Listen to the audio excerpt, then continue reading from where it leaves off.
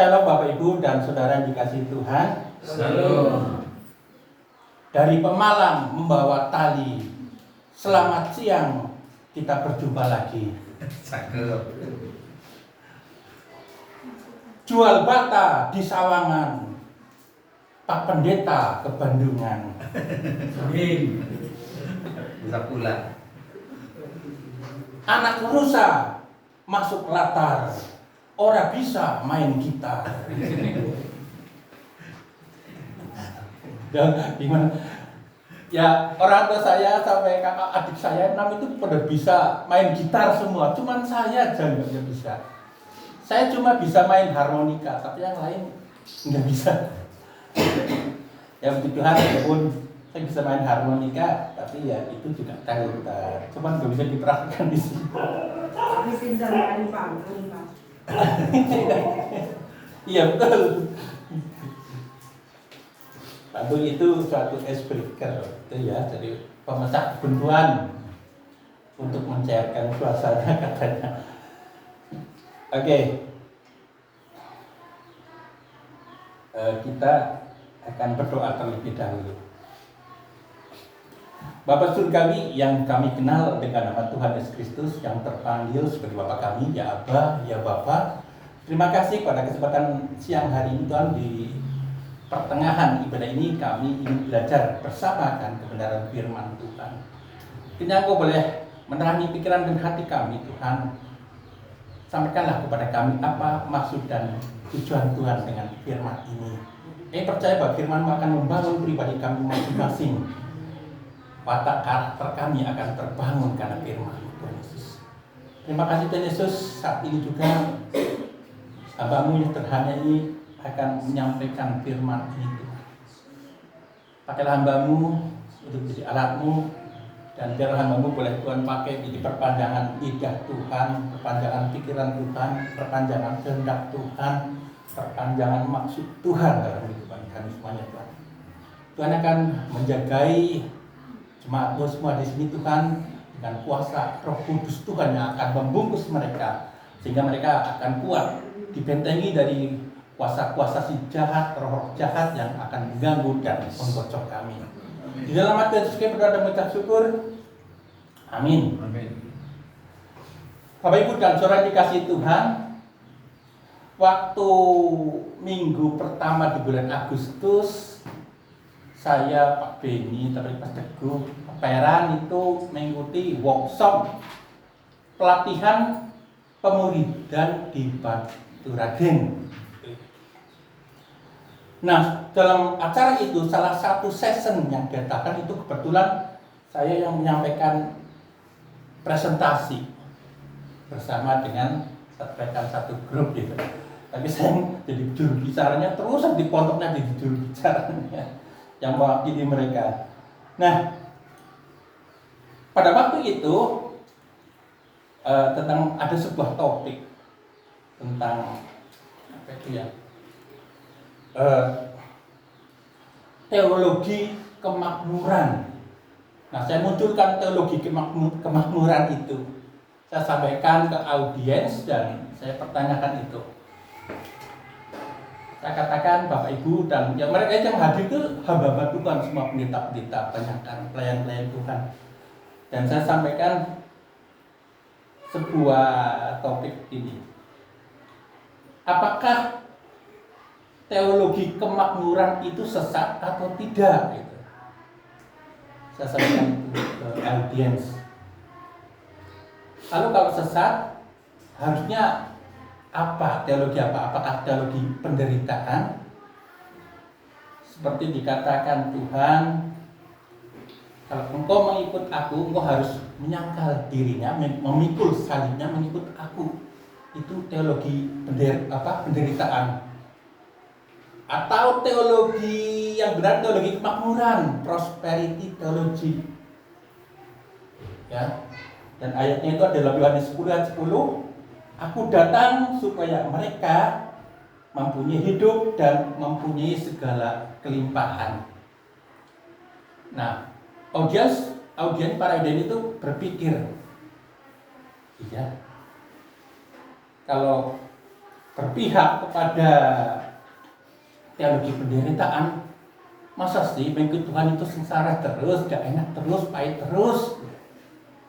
Tapi kalau mengikut teologi kemakmuran, nanti dikira kedagingan, dikira matre, dan akhirnya apa mereka milih? Milih di tengah-tengah. Saya di tengah-tengah semua, tengah-tengah, netral gitu. Tapi saya rasa betul ada benarnya itu kalau di tengah-tengah ya. Karena yang ditawarkan firman Tuhan dalam Alkitab itu adalah teologi keseimbangan. Ya. Dan itu semua bersama-sama perkataan Tuhan. Jadi ya dibagi semua. Gitu. Kalau kita berbicara tentang teologi kemakmuran, jangan lepaskan dari karya salib Kristus. Tapi kalau kita bicara tentang karya salib Kristus, jangan lepaskan dari berkat-berkat Tuhan yang tersampai kepada kita. Jadi harus ada keseimbangan ya. Mari kita akan membaca firman Tuhan di dalam Injil Lukas. Kadang-kadang orang salah. Kitab Lukas, kitab Matius. Kalau Matius, Markus, Lukas, Yohanes itu Injil ya, Injil Matius, Injil Markus, Injil Lukas, Injil Yohanes. Nanti juga ada surat Paulus apa macam itu. Tapi juga ada yang dikatakan sebagai kitab, misalnya Taurat itu ya, Kejadian, Keluaran, Imamat itu kitab bilangan gitu. Ya, tapi kalau dipukul rata itu adalah kitab saja, itu kitab Matius, kitab Markus. Oke. Injil Lukas pasal 4 ayat 18 dan 19. Lukas 4 ayat 18 dan 19. Kita akan baca bersama-sama. Injil Lukas pasal 4 ayat 18 19.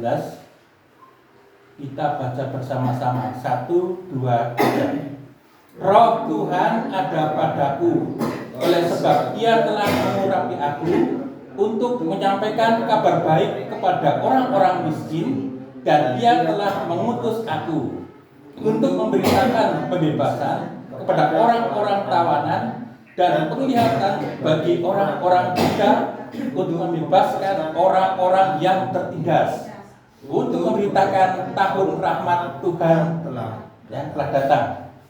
Amin. Bapak Ibu dan Saudara yang dikasihi Tuhan, kalau kita melihat ayat ini atau nats ini adalah merupakan sebuah nubuat ya. Nubuat Yesaya di dalam Yesaya 61 ayat 1-2.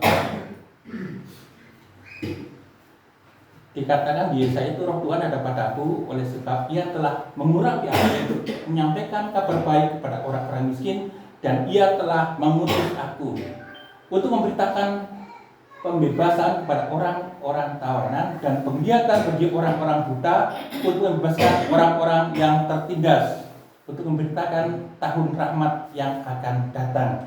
Nah, ini digenapi dalam firman Tuhan Lukas ini, digenapi oleh siapa? Tuhan Yesus, ya betul. Jadi digenapi oleh Tuhan Yesus. Nah, posisi Tuhan Yesus di sini adalah sebagai Mesias atau Kristus. Jadi kalau Mesias itu bahasa Ibrani Perjanjian Lama, sedangkan Kristus itu bahasa Yunani. Tapi artinya maknanya sama, yaitu Dia yang diurapi. Yang diurapi atau yang dipilih. Tapi juga bermakna lain, Dia sebagai pembebas atau penolong. Jadi itu ya. Jadi Mesias itu artinya diurapi, dipilih, dan sang pembebas. Nah, apa tugas pembebas? tugas pembebas yang pertama adalah menyampaikan kabar baik kepada orang miskin. Ya. Menyampaikan kabar baik kepada orang miskin itu ayat 18 dan 19a. Bapak Ibu dan saudara dikasihi Tuhan, kata miskin di sini mungkin bisa diartikan atau disinonimkan sebagai orang yang tidak punya, orang yang kekurangan, atau orang hina. Menurut Bapak Ibu dan saudara sekalian, ini miskin dalam arti rohani atau jasmani? Rohani. Rohani atau jasmani? Jasmani atau rohani? Atau dua-duanya? Rohani. Ya. Yang lain, jasmani apa rohani ini? Ini bukan khotbah tapi belajar ya Pak ya. Pengajaran aja ya, agar bisa ada interaksi. Ya, kalau rohani ini bisa disamakan dengan Injil Matius pasal 5 ayat 2 ya. Berbahagialah orang yang miskin di hadapan Allah, karena merekalah yang mempunyai kerajaan surga. Jadi yang masuk ke dalam surga itu orang-orang miskin doang. Orang-orang kaya enggak. Gitu atau enggak? Orang kaya enggak bisa masuk, apakah yang masuk cuma orang miskin gitu? Enggak ya. Jadi kata miskin di sini ini berkonotasi sebagai kurang atau merasa kurang di hadapan Tuhan. Apa yang kurang? Mungkin kurang, merasa kurang setia kepada Tuhan, merasa kurang memenuhi kehendak Tuhan, atau mungkin kurang taat, kurang patuh, atau mungkin kurang iman, atau mungkin kurang kesabaran. Bisa jadi seperti itu. Merasa kurang kan? Karena merasa kurang ingin dipenuhi, ingin Tuhan sempurnakan kekurangan kita. Menjadi satu kepujian kepada Tuhan. Jadi ini arti daripada miskin yang rohani.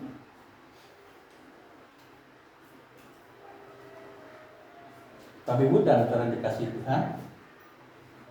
Tetapi ternyata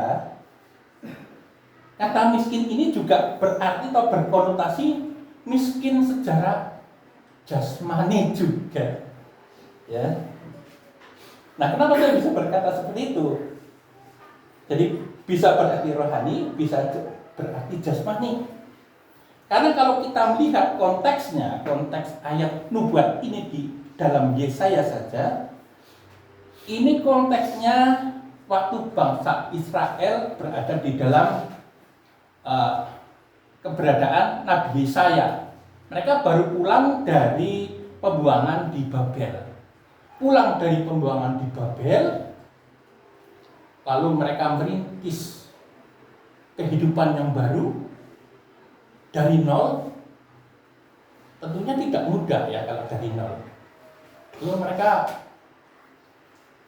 hutang sana sini, terjerat hutang, terlilit hutang. Mereka menjual tanah, tapi ternyata habis, hutang lagi. Nanti kalau nggak bisa nyaur gimana? Nggak bisa melunasi. Ya anaknya diminta dijadikan budak. Nah kalau nggak bisa nyaur lagi, nggak bisa melunasi, ya jadi budak lagi. Bila mana perlu orang tuanya juga jadi budak. Nah Anda tahu kalau namanya budak di dalam perjanjian lama itu bekerja pada seorang majikan tapi nggak dibayar sama sekali. Seperti kerja rodi ya. Jadi mereka ya begitu memprihatinkan, dan mereka orang-orang budak ini tidak punya hak untuk membela dirinya sendiri. Semua sudah dimiliki haknya oleh majikan. Mereka dipekerjakan di perkebunan, Kalau salah, mereka bisa dianiaya, dipukuli, sama majikannya dicambuk, ya. Atau bahkan kalau mereka pengen melarikan diri, mereka bisa ditangkap, dibunuh. Bahkan hukuman salib itu sebetulnya juga untuk budak, diterapkan untuk budak. Jadi mengenaskan sekali, itu bisa berlangsung seumur hidup, nggak bisa lepas dari perbudakan, kecuali ada pihak lain atau orang lain yang menebus dia, dibeli lagi. Jadi sebegitu repotnya ya, kalau jadi seorang dalam posisi budak ini. Nah, bagaimana dengan present tense ini ya? Di Lukas ini juga latar belakang konteks daripada Lukas tentang topik pembicaraan ini juga sama. Bangsa Israel sedang dalam penjajahan bangsa Romawi. Kehidupan mereka begitu pahit, terkekang. Sudah dijajah oleh orang Romawi, tapi juga dijajah bangsa sendiri, yaitu dari pihak-pihak seperti pemungut cukai ya. Kalau narik pajak tinggi sekali mereka. Tidak hanya itu, bahkan seperti PA Online kemarin dikatakan bahwa orang-orang dalam Dewan Sanhedrin seperti orang Farisi juga turut memberikan tekanan penderitaan kepada orang-orang Israel. Maka dikatakan mereka juga menelan rumah janda-janda, ya. Bukan menelan janda, tapi menelan rumah janda-janda. Anda tahu artinya ini apa? Jadi, ya, karena janda itu kan ditinggal suaminya, meninggal. Dia hidup sendiri, punya rumah. Tapi diakali sama tokoh-tokoh pengadilan agama Yahudi Sanhedrin itu, orang-orang Farisi. Mereka merekayasa hukum sedemikian rupa sehingga nanti rumah janda ini bisa dimiliki mereka. Ada orang janda lagi bisa ditarik rumahnya. Dikatakan itu suaminya, kamu punya utang sama saya, padahal enggak. Makanya perjanjian ini rumahnya saya tarik. Jadi melengkapi segala penderitaan orang-orang miskin pada waktu itu. Jadi bisa berkonotasi miskin secara jasmani tapi rohani. Jadi rohani pun benar, jasmani pun benar. Ya. Bapak Ibu dan Saudara dikasih Tuhan, kita lihat di dalam ayat 22 di sini. Dan semua orang itu membenarkan dia dan mereka heran akan kata-kata indah yang diucapkannya. Lalu kata mereka, bukankah ia ini anak Yusuf? Sampai di sini aja ya. Di sini ayatnya sampai di sini aja. Jadi ketika dibacakan firman Tuhan ini dan Tuhan Yesus mengeklaim bahwa itu adalah dia sendiri yang menjadi penggenap Mesias itu, orang-orang di sinagog itu yang berbakti orang-orang Israel itu merasa senang. Kata-kata itu begitu indah, pelepasan dari kemiskinan, pelepasan dari tawanan, kesembuhan orang buta melihat, bahkan orang-orang tertindas dibebaskan. Ini sungguh suatu keindahan tersendiri, sepertinya memenuhi harapan mereka, memenuhi keinginan dan cita-cita orang Israel. Nah, saya batasi sampai ayat 22. Kenapa? Soalnya kalau 23 ke sana, karena Yesus dikatakan dari mana? Dari Nazaret, anaknya tukang kayu, itu jadi mereka berbalik. Jadi tidak lagi yang dipikirkan firman Tuhan itu, tetapi pribadi latar belakangnya sebagai tukang kayu. Akhirnya jadi berubah gitu. Jadi saya batasi sampai 22 sudah selesai gitu. Ya, oke. Nah, Tuhan Yesus sangat menghargai orang yang miskin. Dalam arti orang hina. Orang miskin itu berkonotasi orang hina, orang yang hancur hati. Ini sangat dihargai Tuhan, orang yang hancur hatinya. Ya. Malah tidak berarti di hadapan Tuhan. Hancur hati, lalu orang menderita, orang yang patah semangat, orang yang tawar hati, orang yang takut akan Tuhan, ini masuk dalam definisi orang miskin itu. Ya. Nah, kemudian kalau kita melihat di sini ada kata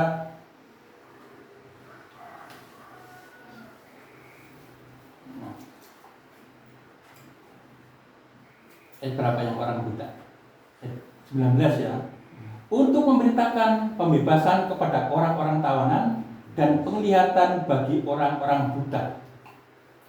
Jadi kedatangan Tuhan juga akan menyembuhkan segala penyakit kita. Kata buta itu bisa bermakna sebagai sakit penyakit, mewakili semua penyakit. Tetapi buta itu juga bisa bermakna, berkonotasi tentang buta rohani. Dalam arti Yesus mencelipkan penglihatan orang buta.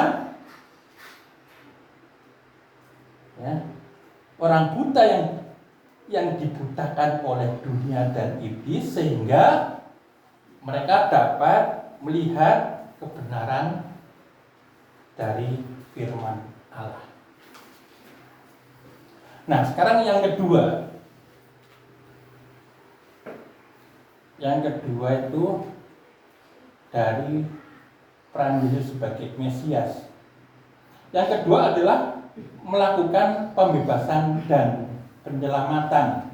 Ayat 19b dikatakan di sana, untuk memberitakan tahun rahmat Tuhan yang telah datang. Untuk memberitakan tahun rahmat Tuhan yang telah datang. Nah, ini sangat mirip dengan yang namanya tahun Yobel. Mungkin kita pernah mendengar tahun Yobel, Jabili ya, atau tahun pembebasan, itu ada lagunya.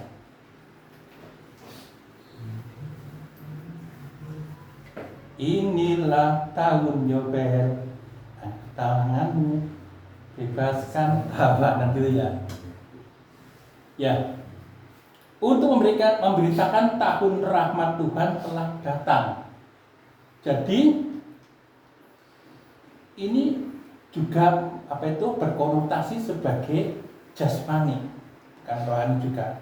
Karena yang namanya tahun Yobel itu benar-benar fakta terjadi di Israel waktu itu, di mana tiap tahun ke-50 itu ada pembebasan tawanan.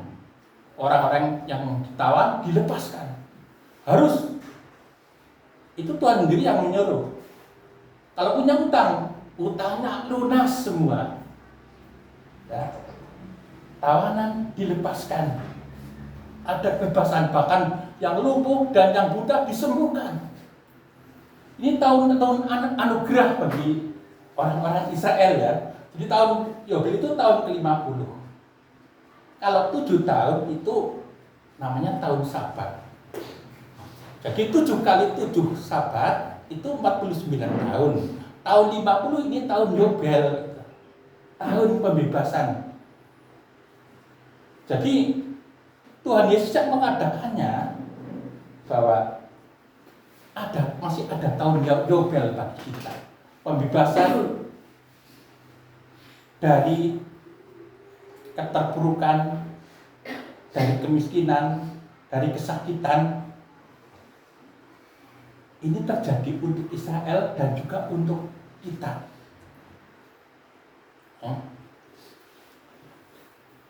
Mungkin sampai sini ada pertanyaan. Oke. Nah, pembebasan dari apa? Tentu pembebasan dari kuasa iblis, dari dosa, dari ketakutan, dari rasa bersalah, dari kesengsaraan oleh dosa, kehancuran hati, lalu penderitaan fisik juga. Itu kedatangan Yesus seperti itu, perannya. Jadi memberikan keselamatan, tapi juga dalam kepenuhan yang kita perlukan, sakit penyakit dan kebutuhan dalam perekonomian kita. Sosial, ekonomi juga diperhatikan Tuhan di sini. Nah, kita akan lihat di dalam Kejadian 1 ayat 26 sampai 31.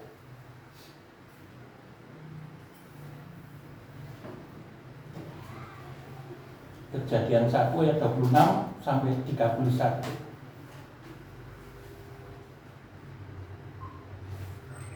Ini untuk referensi bahwa kedatangan Tuhan itu untuk mengadakan pemulihan kepada kita.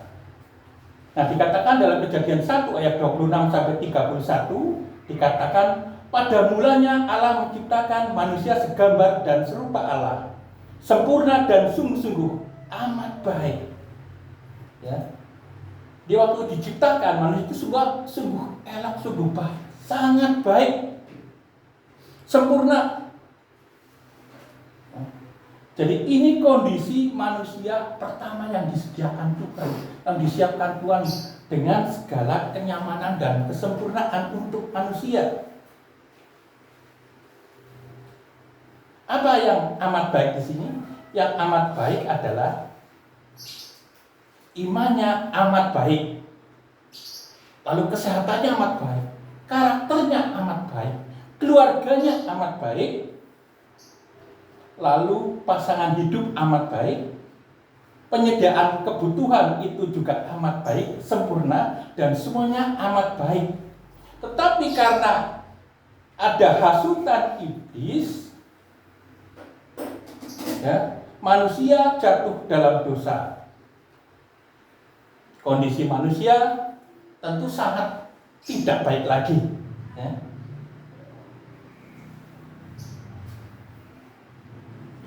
Apa yang tidak baik?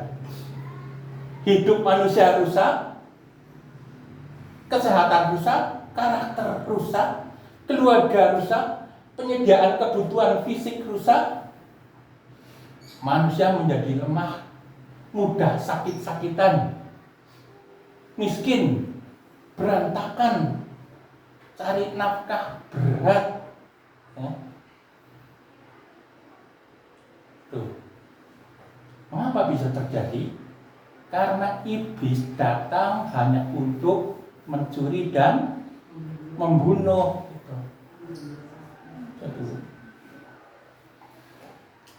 Nah, oleh karena kedatangan Yesus itu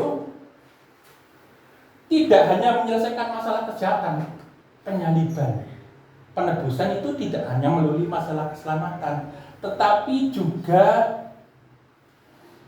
Tuhan ingin mengembalikan gambar dan rupa Allah yang rusak, dalam arti memulihkan kondisi kita yang sudah hilang, lalu mengembalikan posisi manusia kembali ke Taman Eden. Itu keinginan Tuhan, dikembalikan lagi ke citra asali,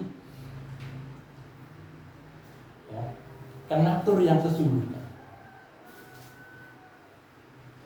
Sebetulnya begitu mulia sekali Tuhan Yesus, luar biasa.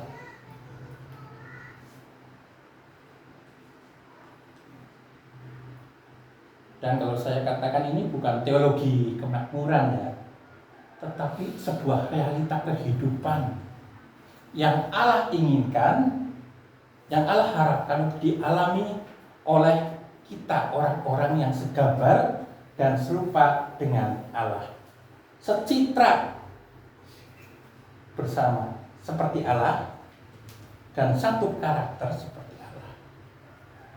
Amin. Demikianlah firman Tuhan sampai di sini. Mari kita akan menutup dalam doa. Bapa Surgawi yang kami kenal dengan nama Tuhan Yesus Kristus, terima kasih Bapa atas firman-Mu yang sudah disampaikan saat ini Tuhan. Kau mendidik kami semuanya Tuhan untuk boleh bersyukur kepada Tuhan atas segala kebaikan-Mu. Engkau ingin Tuhan kami berada di dalam citra Allah yang sesungguhnya, kembali kepada hakikat posisi natur Tuhan asali. yang penuh dengan berkat, segala kemudahan, dan itu diberikan kepada kami orang-orang yang percaya kepada Tuhan Yesus. Terima kasih Tuhan Yesus. Pada saat ini Tuhan akan memeteraikan firman itu dalam hati kami masing-masing, dan kiranya firman ini boleh menjadi rema yang hidup dalam kehidupan kami. Di dalam nama Tuhan Yesus Kristus kami berdoa dan mengucap syukur. Amin. Waktu kami kembalikan.